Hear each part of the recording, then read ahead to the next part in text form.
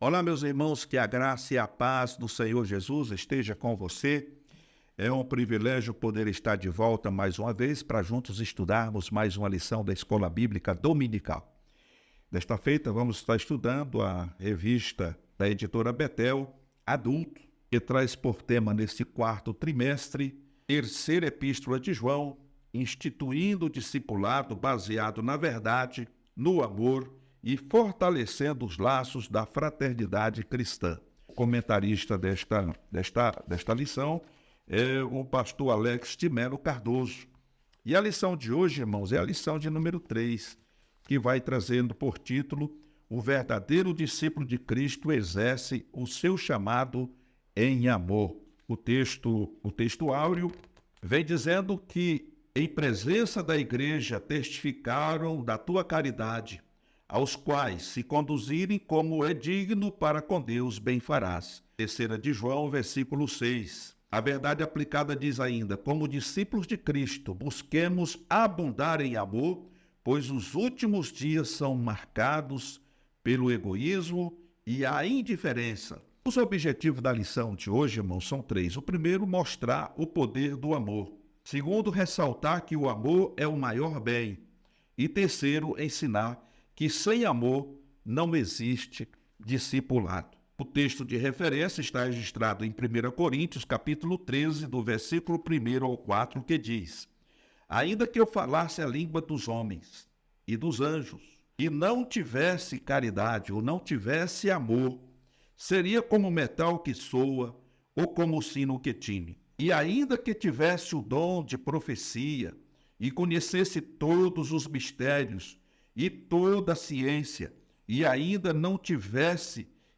que tivesse toda a fé, de maneira tal que transportasse os montes e não tivesse amor, nada seria. E ainda que distribuísse toda a minha fortuna para sustento dos pobres, e ainda que entregasse o meu corpo para ser queimado, e não tivesse amor, nada disso me aproveitaria. O amor é sofredor, é benigno, o amor não é invejoso, o amor não trata com leviandade, o amor não se ensoberbece. Então, essa é a definição de Paulo concernente ao amor. Sem amor, nós podemos imitar alguma coisa, ser alguma coisa, mas sem o amor nós não conseguimos fazer nada. O amor é como um combustível. O amor nos motiva a fazer algo para Deus em favor do nosso próximo. Amar ao próximo como a mim mesmo é muito difícil. É mais fácil eu me amar do que amar o próximo. Mas o texto bíblico diz que nós devemos amar ao próximo como a nós mesmos. Então, se eu me amo, eu preciso demonstrar esse amor através de ações, através de atitude. E aí um ponto que nos chama a atenção aqui é ensinar que sem o amor não existe discipulado, não existe aprendizado. Então o amor, ele é fundamental na vida do cristão. O verdadeiro cristão é aquele que ama, é aquele que demonstra o amor através do envolvimento, através de atitudes, através da prática. Então vejamos aqui a introdução que diz que o apóstolo João adverte que quem não ama não conhece a Deus, porque Deus é amor, conforme está registrado em 1 João 4 e 8. Ele não apenas sente amor, ele é o próprio amor. Esta é a sua natureza, por isso seus filhos também devem amar, conforme 1 João capítulo 4, verso 20. Se a gente for analisar essa introdução aqui, nós vamos perceber que quando o Senhor fala do amor, que ele é o próprio amor, e isso está demonstrado nas Escrituras, principalmente em João 3,16. A gente passa a analisar a nossa situação, afastados de Deus, presos e dominados pelo pecado, escravos de Satanás, destino já predeterminado ou predestinado ao inferno, à morte eterna. E aí Deus, o amor, ele demonstra esse amor quando ele entrega o seu único filho para que ele morresse por nós e através da sua morte sacrificial nós fôssemos resgatados, fôssemos perdoados e reconciliados com Deus. Então aqui fica demonstrado o verdadeiro amor de Deus para conosco. E aí o comentarista vem dizer que o amor é a própria natureza de Deus e nós, como seus filhos, devemos também amar uns aos outros, nos compadecer, sentir a necessidade uns dos outros, sofrer com aquelas pessoas. E Paulo nos recomenda, nas suas cartas, que devemos ajudar a carregar as cargas uns dos outros, sermos humanos, compassivos, misericordiosos, longânimo.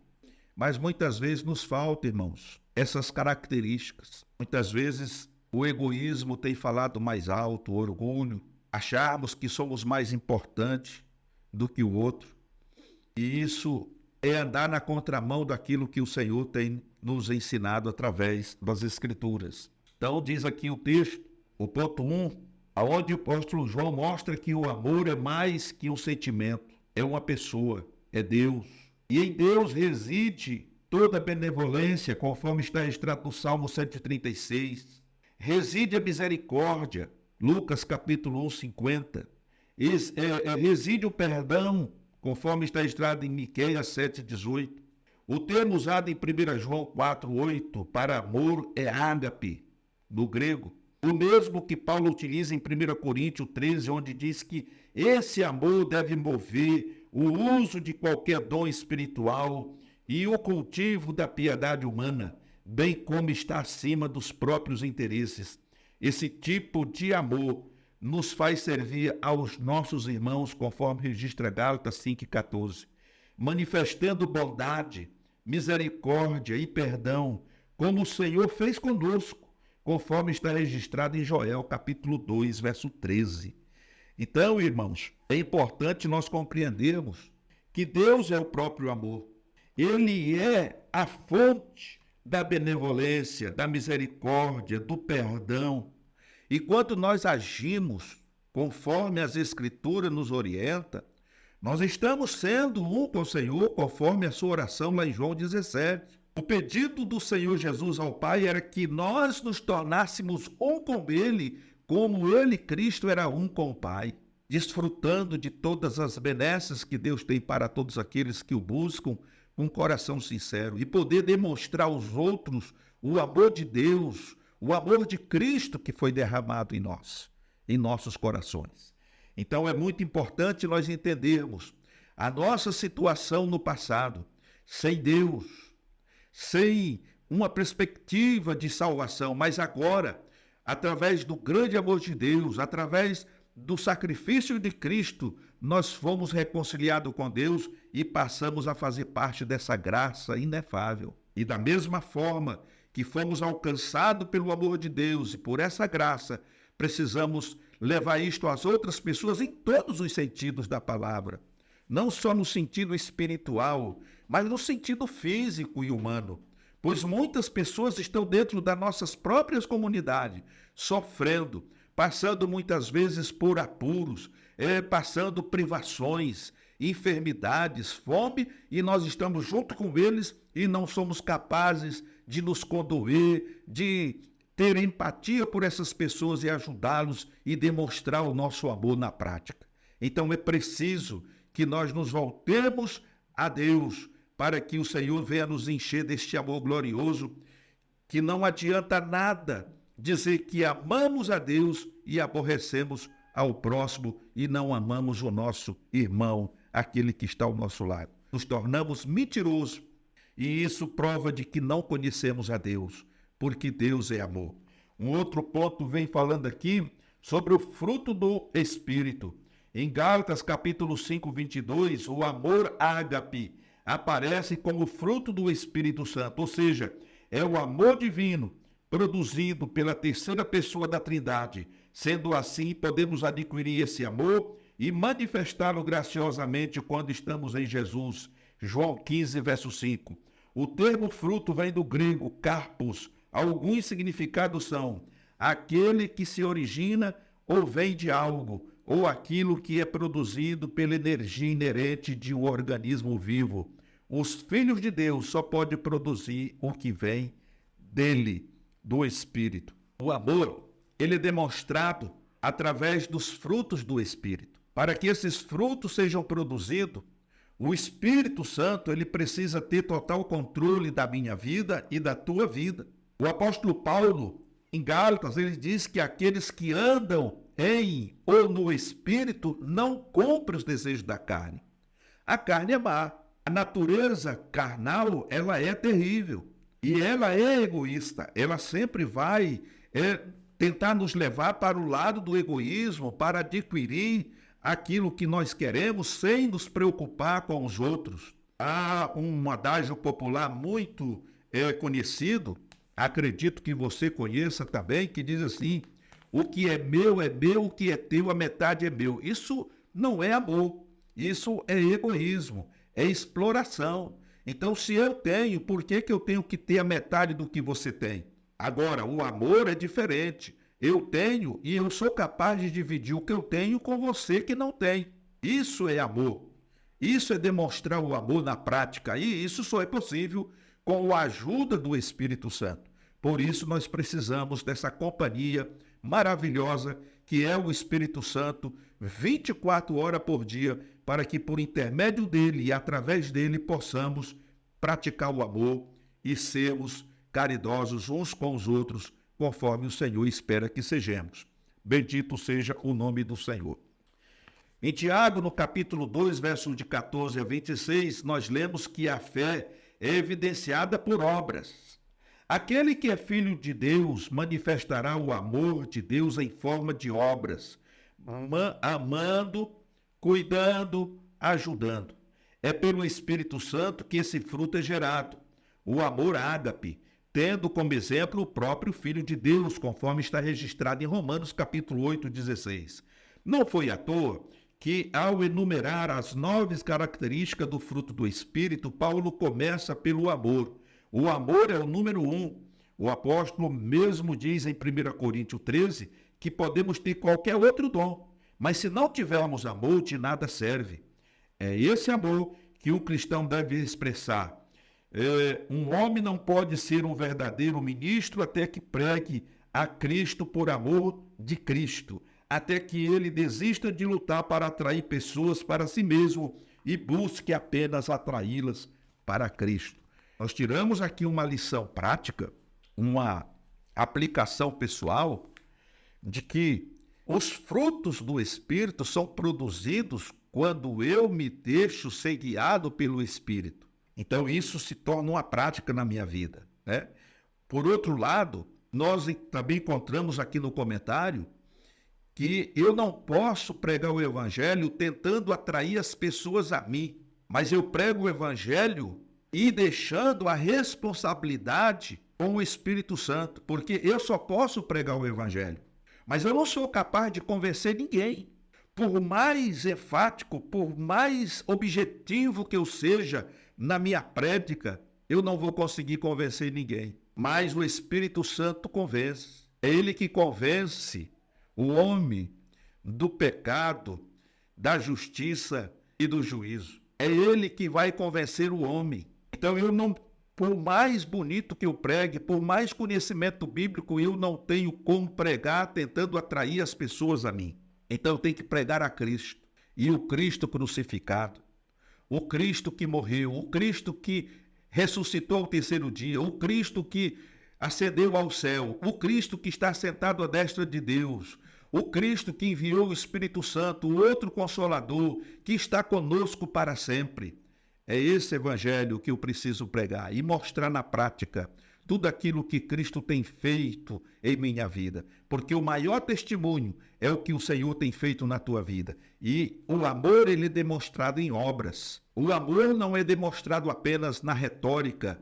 O amor não é demonstrado apenas no que eu penso, no que eu digo, mas ele é demonstrado nas ações, nas atitudes. Bendito seja o nome do Senhor. Diz aí no texto: Deus é eterno, Isaías capítulo 40, verso 28. Sendo assim, o amor de Deus não pode ter fim. Paulo destaca essa característica do amor divino ao dizer que ele nunca perece. 1 Coríntios 13, verso 8. Isso significa que não há o que possa nos tirar do coração de Deus como Paulo mesmo nos mostra em Romanos 8, 35, parte A. Quem nos separará do amor de Cristo? O salmista deixa essa ideia clara ao repetir 26 vezes, porque o seu amor dura para sempre. O amor de Deus também é traduzido por misericórdia, termo do latim composto por misere, sentir piedade, sentir compaixão, mais oração. Quando Jeremias diz, as misericórdias do Senhor são a causa de não sermos consumidos, porque as suas misericórdias não têm fim. Lamentação 3:22. Entendemos a eternidade do amor de Deus. Em João 15, Jesus deixou um mandamento, que seus discípulos amem uns aos outros, como ele ama a todos. João 15, verso 12. E falou que é esta característica do fruto do Espírito que deve permanecer, conforme João capítulo 15, verso 16. Não foi vocês que escolheram a mim, mas eu escolhi a vós e vos nomeei, para que vocês vá e produza frutos e o vosso fruto permaneça. Esse fruto é o fruto do amor, é o fruto da compaixão, é o fruto da misericórdia que eu e você precisamos produzir para a glória de Deus, através de atos e de atitudes. É isso que o Senhor espera de nós. Louvado seja o nome do Senhor. Então, nós não somos consumidos ou destruídos por causa das misericórdias do Senhor. Então, o Senhor tem misericórdia de nós. E nós precisamos ter misericórdia uns dos outros, perdoando, relevando, estendendo a mão, ajudando, para que esses frutos possam permanecer e naquele dia nós possamos apresentar diante do Senhor os frutos que nós produzimos aqui. Aliás, em João 15 está dito, está registrado, que o Senhor Jesus, ele próprio dizendo, eu sou a videira e vós sois as varas. Toda vara que está ligada em mim e não produzir fruto, o meu Pai vem e corta, e lança fora para secar e depois é jogada no fogo. Mas toda vara que está em mim produz fruto, o meu Pai limpa, para que ela produza mais ainda. Então esse fruto, irmão, é um fruto que tem que ser produzido diuturnamente. Ele não pode ser um fruto minguado. Um ano dá, no outro ano não dá. Ele tem que dar fruto todos os anos. Porque como está registrado no Salmo 1, nós somos como uma árvore plantada à beira do ribeiro. As nossas raízes estão fincadas na terra e está absorvendo a água cristalina. Então nós vamos produzir os frutos na estação própria e as nossas folhas não vão cair de seco, de estar amarela por falta de nutrientes, porque a terra é fértil e nós estamos alicerçados em Cristo, aleluia. E por isso, quando Paulo fala sobre o amor, ele diz que os dons cessarão e o conhecimento vai desaparecer, mas o amor permanecerá, jamais acabará. O verbo acabar, conforme 1 Coríntios 13, verso 8, é equipito, que significa desmoronar, perecer, cair sem força, estar sem vigor. Então, o amor de Deus que ele entregou a nós e pede que entreguemos aos nossos irmãos, deverá ter essa qualidade, não ser temporário, não ser condicional e não ser débil. Precisamos nos dedicarmos uns aos outros para que o nome do Senhor seja glorificado. O terceiro ponto é destinado a todos. Aqui nós vamos ver que Gaio amava aos irmãos e aos estranhos, conforme está registrado em 3 João, versículo 5, deixando esse amor visível por suas atitudes, como a de recebê-los e cuidar deles. Isso era claro para a igreja, conforme 3 João, verso 6, como deve ser em João, capítulo 13, verso 35. Um discípulo de Cristo que não ama a todos não conhece a Deus. 1 João, capítulo 4, verso 8. Que ama indistintamente. A força de um verdadeiro discípulo não está na função que ocupa, mas no amor que demonstra sem acepção. Então nós vemos aqui, seguindo o raciocínio do apóstolo João, Gaio era um obreiro de valor. Um obreiro, melhor dizendo, que amava a todos, inclusive os desconhecidos. Diotrefes era um obreiro mesquinho, conforme já vimos na lição anterior. E essa deve ser a característica de um obreiro de verdade, de um obreiro que é movido pelo amor, que é movido pelo Espírito Santo de Deus. É aquela pessoa que sabe tratar as pessoas, é aquele obreiro que sabe receber as pessoas, que sabe hospedar, é hospitaleiro, conforme é retratado aqui no texto acerca de Gaio. Bendito seja o nome do Senhor. Então devemos, meus amados irmãos, amar a todos. O bom discípulo, para alcançar o êxito ministerial, precisa ser exemplo dos fiéis, conforme 1 Timóteo capítulo 4, verso 12. O exemplo é o mais valioso tesouro de um discipulador. É de vital importância que todo discípulo de Cristo viva o que valoriza, pois ações falam mais que palavra. O pastor Gerson Elias Torresan diz: sem o amor, a soberba torna-se inevitável, e o poder, uma força monstruosa e destruidora.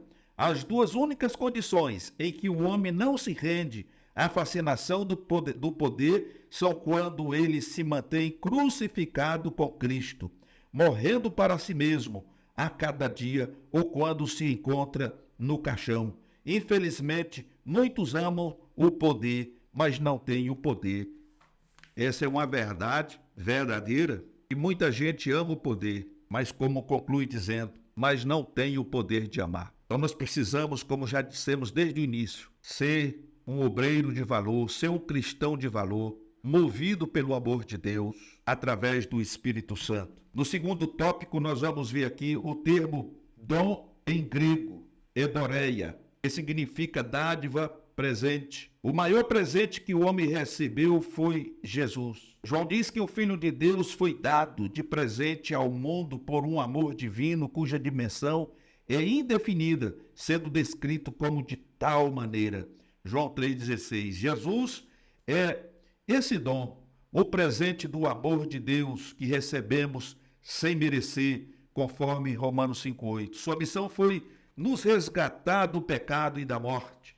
1 João 4,10, demonstrando o amor do Pai. Então nós vemos, irmãos, o maior bem, que o maior amor nós recebemos da parte de Deus, conforme está registrado em João 3,16. Deus nos amou quando ainda éramos pecadores, ou seja, cego para a santidade. Não há pecado insignificante. Todo deslize moral afeta a relação entre o homem e Deus e deixa uma névoa no caráter. Por isso, todo pecador, sem exceção, precisa desesperadamente de Jesus. O presente de Deus para ser liberto. Uma missionária chamada Ten Boom, holandesa, que salvou a vida de centenas de judeus do nazismo, escreveu: não há poço tão profundo que o amor de Deus não seja ainda mais profundo. Foi conversando com uma samaritana em um poço que Jesus declarou como presente de Deus pelos pecadores: se tu conheceres o dom de Deus. João capítulo 4, verso 10. Esta missionária, ela salvou centenas de judeus na época do nazismo, demonstrando o verdadeiro amor de Deus. Foi lá do lado do poço de Jacó que o Senhor revelou para a mulher samaritana o dom de Deus. Ela não conhecia o dom de Deus, mas a partir do momento que foi revelado a ela, ela deixa o seu cântaro e vai à cidade e ela prega para aquelas pessoas, para os conhecidos, para aquele povoado: olha, eu encontrei um homem que me contou tudo. Porventura não será ele o Messias? E as pessoas vão ao encontro de Jesus. E Jesus permanece ali 3 dias. Ao ponto das pessoas dizer: olha, nós não cremos nele por conta do que você disse, mas nós estamos crendo nele porque realmente ele é o Messias, ele é o Filho de Deus. Porque nós estamos contemplando com os nossos olhos, ouvindo com os nossos ouvidos, e ele de fato é o Messias. Então, irmãos, em outras palavras, quando somos impulsionados pelo amor,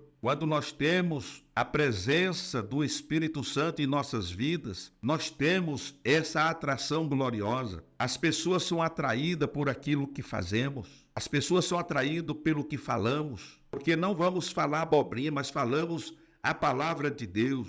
E a palavra de Deus, ela é poder. Ela é um poder transformador. O evangelho é o poder de Deus para todo aquele que crê. Bendito seja o nome do Senhor. Um outro ponto aqui, Paulo diz que o amor de Deus constrange o homem, conforme 2 Coríntios 5,14. Etimologicamente, a palavra constranger no grego significa pressionar por todos os lados e no latim apertar, ligar, estar fortemente unido.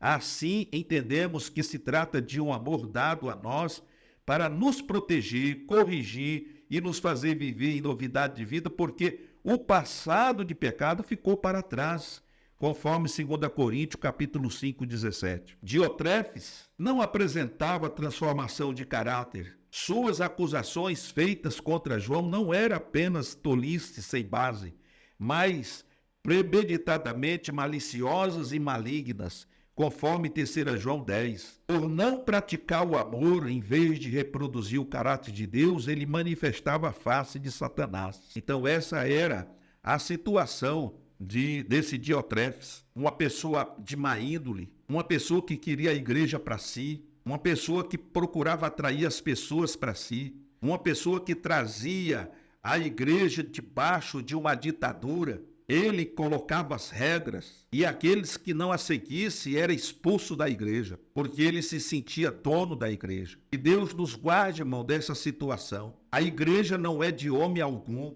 Por mais importante que você seja na direção de uma igreja, você não é o dono dela. A igreja tem dono. E o dono dessa igreja é Cristo. E ele te colocou, como colocou a mim e a todos nós, para trabalharmos, administrarmos, mas trabalharmos dentro de uma mordomia, sabendo que um dia vamos prestar conta diante de Deus. O Senhor não nos comissionou para espancar ninguém, nem matar ninguém, nem jogar ninguém fora. Pelo contrário, é sair pelos valados, como está escrito, em busca daquela que se desgarrou. Pois o bom pastor ele deixa as 99 no aprisco e vai em busca daquela que se desgarrou. E quando ele a encontra, ele coloca em seus ombros e traz com alegria e faz festa. Louvado seja o nome do Senhor. Então essa é a função dos verdadeiros servos de Deus. Bendito seja o nome do Senhor. No terceiro tópico, nós vamos encontrar aqui que João exalta a atitude de amor manifestada por Gaio, que serviu como testemunho perante aquela igreja local. Essa verdade diz respeito ao próprio Deus para conosco em João 3,16, ao enviar seu Filho para entregar a vida por amor dos homens, João 15, verso 13. Então nós vemos aqui que João dizendo que o Filho de Deus foi dado de presente ao mundo por um amor divino cuja dimensão é indefinida. Deus amou o mundo de tal maneira. Esse tal maneira, irmãos, é porque não foi encontrado nenhuma outra palavra que pudesse medir a altura, a largura, a profundidade do amor de Deus. Não existe no dicionário algo que venha substituir essa palavra de tal maneira. Então foi uma forma de escrever. De tal maneira que deu seu Filho único para que todo aquele que nele crê não pereça, mas tenha vida eterna. Então vemos aqui que o discipulador precisa amar seus discípulos, ensinando e zelando pelo rebanho de Cristo, conforme registra Hebreus capítulo 13, verso 17. É necessário conduzir os discípulos no caminho de Cristo. Paulo diz que sem amor nada mais importa, 1 Coríntios 13. Foi o amor de Deus pelo mundo que trouxe Jesus a esta terra. João 3,16. O dever é amar a igreja como Jesus amou, tornando-se o exemplo de amor sacrificial e ser seguido. Ame como eu vos amei a vós. João 13, verso 34. O perigo da ausência do amor é a presença da indiferença.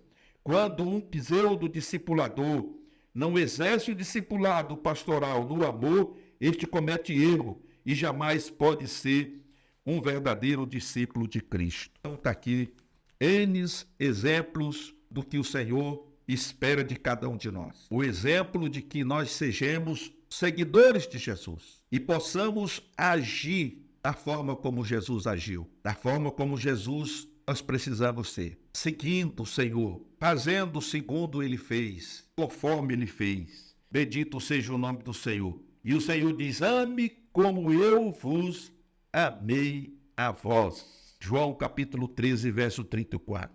Um outro ponto importante é acerca do perdão. Uma grande demonstração de amor é o perdão. Ainda que tenha sido traído, cabe ao discípulo perdoar os que lhe fizeram mal. A exemplo do Salvador, nossa maior referência, Lucas 23, 34. Um discípulo verdadeiro deve se espelhar na conduta de Jesus, amando e perdoando. Através de Cristo, descobrimos que sua graça é suficiente para cobrir uma vida inteira de pecado, João 8 e 11. No encontro com Cristo ressuscitado, o qual ele havia negado anteriormente, Pedro ouviu do Senhor: tu me amas? Após a resposta positiva do apóstolo, Jesus lhe disse: apacenta as minhas ovelhas. João capítulo 21, verso 17. E um outro ponto importante, terceiro ponto importante, é nos entregar por amor. O pastor deve proteger suas ovelhas, arriscar-se por elas, ir atrás da perdida, conforme já dissemos aqui, Lucas 15, verso 4 a 7. Deus chamou pastores segundo o seu coração, Jeremias 3, verso 15, para amar o rebanho de Cristo como ele o amou. Devemos ser homens de genuína humildade, mansos e humildes de coração. Mateus 11, 29. O discipulador não vive mais como uma pessoa comum, mas sua vida manifesta a vida de Jesus, marcada por amor e entrega. Gálatas capítulo 2, versos 20. Para ter um coração segundo o coração de Deus, é preciso, entre outras coisas, ter um coração de amor. As implicações de não ter um coração de amor são mais que óbvias, uma vez que os pastores são dádivas para a igreja, conforme registra Efésios, capítulo 4, verso 11, o mesmo Salvador que amou os seus até o fim, João 13, 1, implanta uma porção de seu DNA espiritual no coração de cada verdadeiro pastor. Bendito seja o nome do Senhor. Que eu e você possamos ter um pouco desse DNA de Cristo. É o amor, é sentir compaixão pelas almas perdidas e pelos irmãos que estão dentro da igreja, conforme já mencionamos. Pessoas que muitas vezes estão sofrendo, passando por privações, necessidades e que carecem do nosso apoio, do nosso amor, da nossa empatia. É gratificante poder concluir essa lição dizendo: quando alguém ama a igreja, ele não apenas prega o amor, mas vive e manifesta este sentimento com atitude que o próprio Deus manifestou aos homens, como perdão, misericórdia, benevolência. O verdadeiro poder de um cristão está em imitar Jesus, a fonte e o modelo do perfeito amor de Deus. E assim nós concluímos esta aula, agradecidos a Deus por tua vida, por ter nos acompanhado, estar nos acompanhando a cada dia. E assim, com toda certeza, nós vamos crescer no conhecimento de Deus e da sua palavra, tirando sempre aplicações práticas para o nosso viver diário na presença do Senhor Jesus. Irmãos, fiquem todos na paz do Senhor Jesus e até uma próxima oportunidade, se assim Deus nos conceder.